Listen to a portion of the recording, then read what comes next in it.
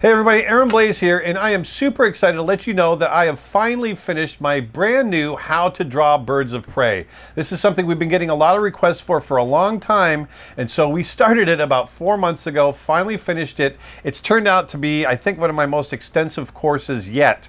It's really full of great stuff, and I can't wait to show it to you.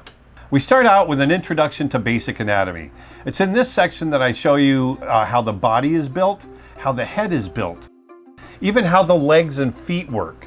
Also, within this, I go over wing mechanics. I talk about how the wing folds up, its anatomy, all the feather layout, all of that. And on top of that, we go over basic bird flight. So I'm going to go through an animation with you, and we're going to talk about the mechanics of a bird flying. So after the introduction to basic anatomy and bird flight, we then go into 15 different birds of prey. With each bird of prey, I start with the heads. It's 3 views of the skull: the front view, side view, and 3/4 view. I then do drawovers of each skull working outward to the bird. After the heads are done, I then follow it up with a full body painting of that bird in a unique pose in its natural habitat.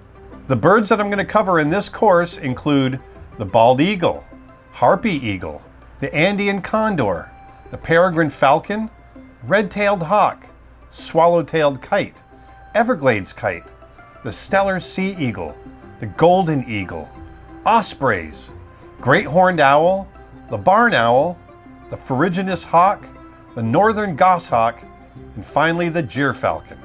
So as you can tell, there is a ton of stuff in there. This has become our biggest course. It's over 25 hours. I learned an incredible amount just making it. So if you want to learn more about how to draw birds of prey, then go on over to creatureartteacher.com and put some beauty back into the world. Thanks a lot. I'll talk to you later.